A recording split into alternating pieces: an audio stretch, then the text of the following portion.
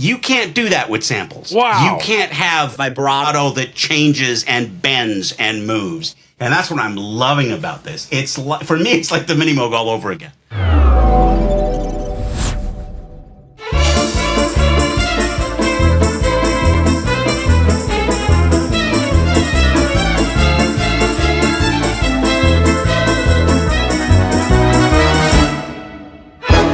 Let's go with what I call Troika hysteria. It's the big fast chase cue. That's a carriage of 3 horses. I looked it up. Yeah, it's a carriage of 3 horses, but it's also about speed and about power. And so, yeah, I had fun with this piece, but normally I can only go so far with the large size orchestra before I then try and put some sort of sample thing at the front just to give it that detail. But it all depends on the sample and what your limitations are. So you've heard the full piece. Here is what the other instruments are doing.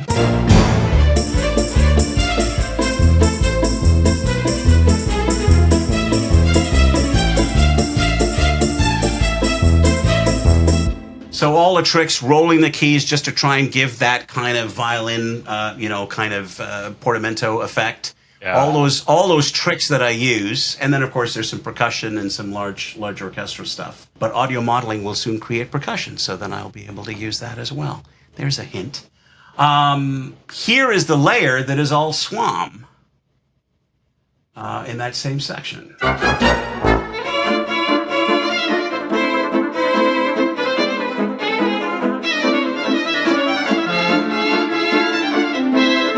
Run the two together and you get the best of everything.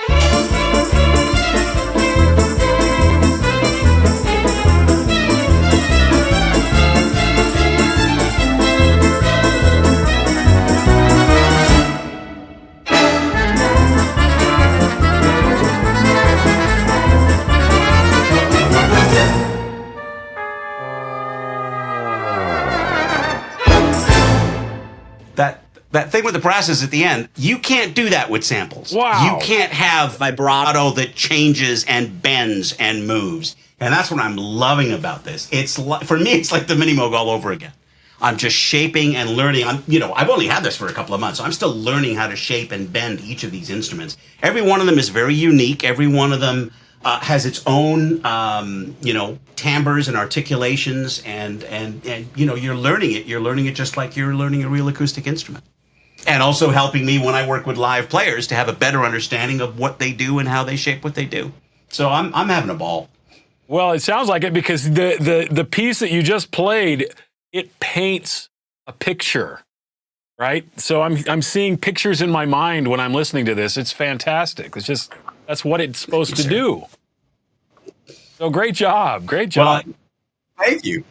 I think of myself as a storyteller. That's the kind of music I like to write. It's usually for something visual. It's usually something that gives an image for an audience to react to. So thank you, sir. But really importantly, though, because of the fact that you've done it so well and so realistic to what the instrument would do, there's nothing that's distracting me from the piece. You know what I mean? So thank you. Yeah. That's the goal, is to not take you outside the piece, but just enjoy it as a piece of coherent music. Thank you. Yeah. And because I'm also a sound designer, my ear is always turned on. And so I'm always listening. And when things jump out at me, it distracts me. And then I'm honing in on what I just heard.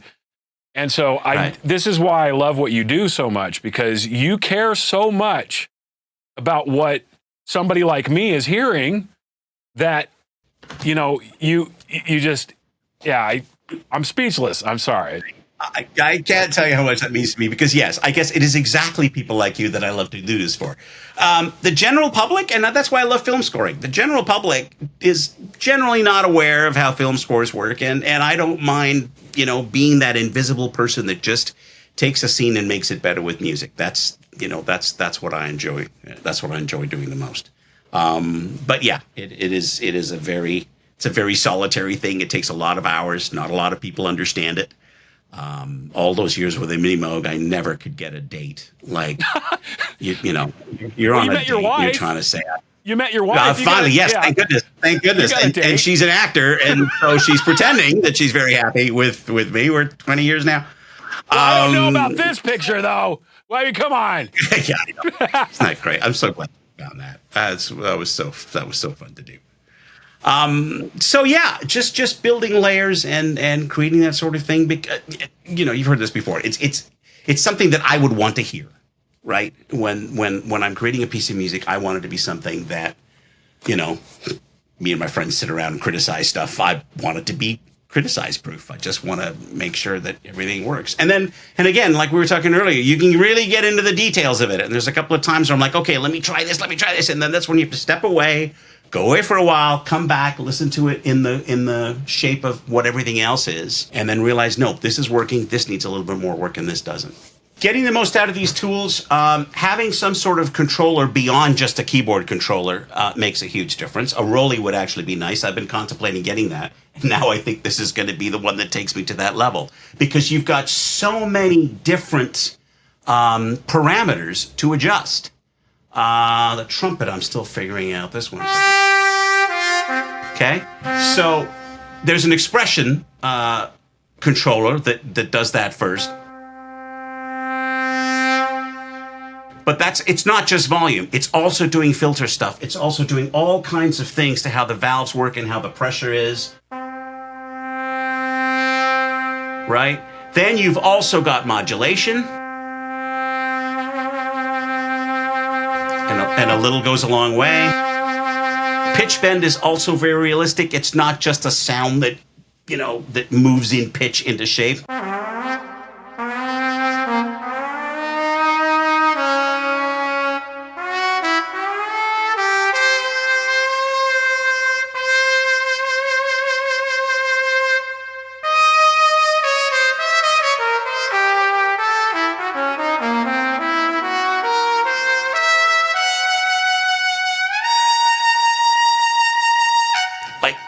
And yeah, there are samples that can do that, but it'll do it differently every time. And that's what I love, especially when I'm layering things. I don't want to hear that one sample with that repetitive machine gun sound all the time. And this way, depending on how you play it and all the different parameters that you get, it'll always come off different every time. I'm starting to work with the string sections now, and I'm just playing with the cello section. You heard some of it in this piece too. I love what pizzicato strings can do.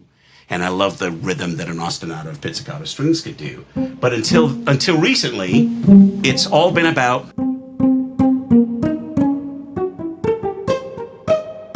you only had 4 round robin samples before you'd hear them again. And this way, they're all triggered very differently. This particular section is 4 different cellos, and however audio modeling has done it inside, I don't know, but it just works magic. really, really well.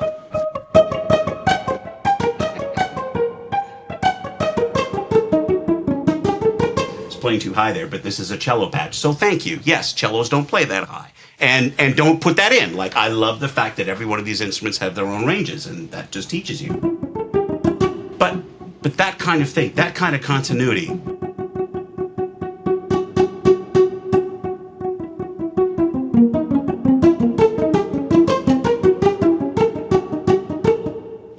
there's not a single repetitive signature. Oh, there's that round robin again. And that's what I'm loving. And then, of course, in my method, you layer those. You have, I think I've got 3 or 4 of them now.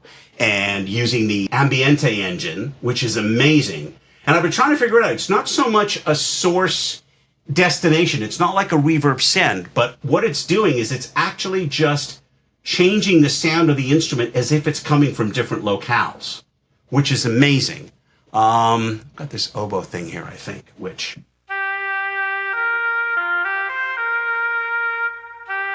So here's the oboe in a concert hall. I can move it very, very close to the conductor or move it to the far back.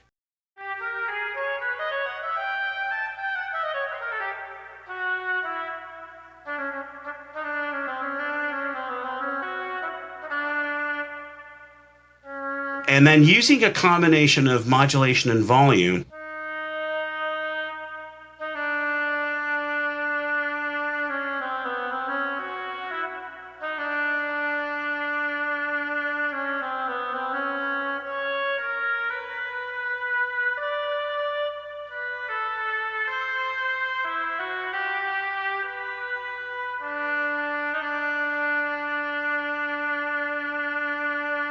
And I've just started assigning MIDI so that it not only changes the vibrato depth, but it changes the vibrato rate. So because any player that plays vibrato, they don't just sit there and then just stay at that very same LFO. It shifts. And now I can do that. So even this patch.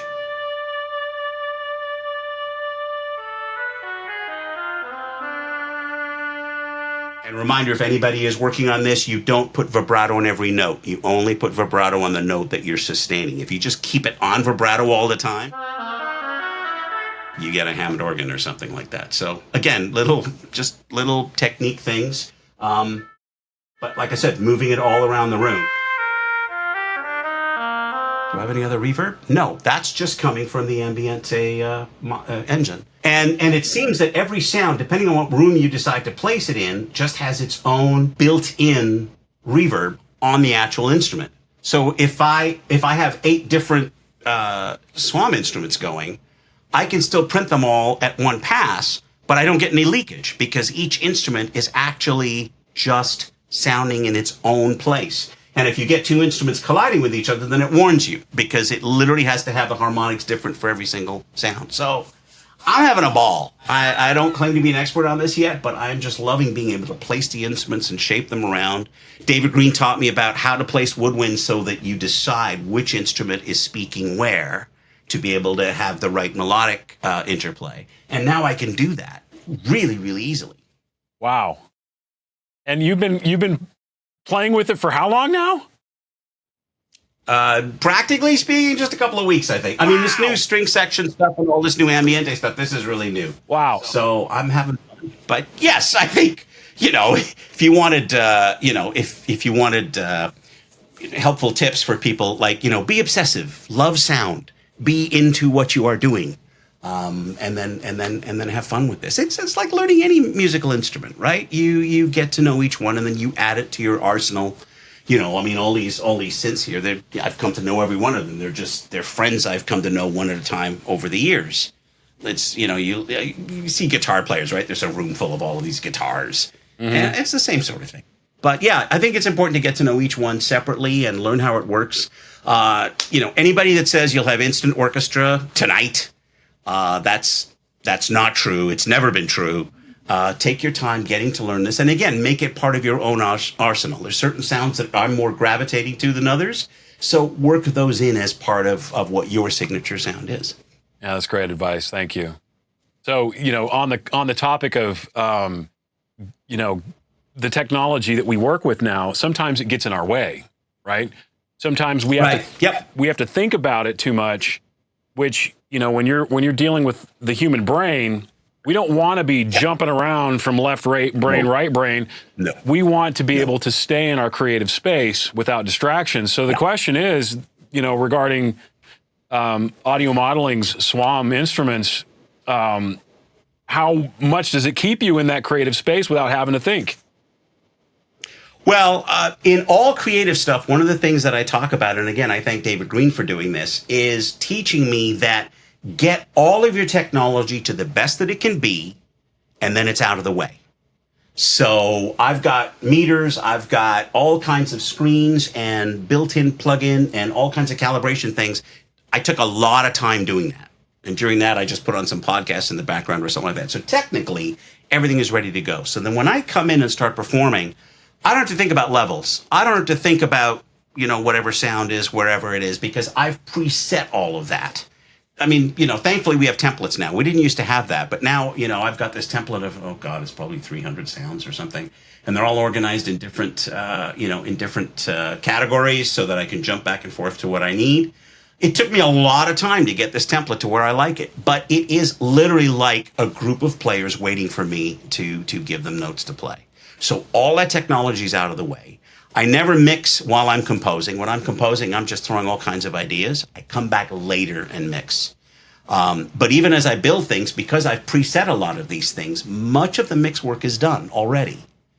So they do really work in two different worlds. And I think it's very hard that if you're in creative mode and you're finding something, and then you get some technological glitch, something's not working right, some sort of plug-in thing or some sort of, DSP power on your computer.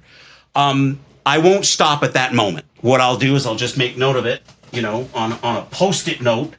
Like, all these apps on the screen are great, but every now and then you just got to freaking just grab a paper and da-da-da-da, and, it's your wife's birthday today. All those things have got to be on there. That's just how I keep track of it. But I don't get out of the creative flow. Later, I then go through and clean up all the things that have come up. I find it's just shifting between creative brain and analytical brain. That's really good advice for those getting started. Absolutely. Thank you for sharing that. Good. I'm glad. I think it's really pertinent to the times in which we live. And I don't want to get into any politics or any of that stuff. But I think that what I can speak to just from my own experience is that a lot of people are feeling hopelessness and despair right now. And as you know, music is one way to, I called you a musical practitioner earlier, Dr. Bhatia. But, as you know, Doctor. There is I have the certificate right here. Okay.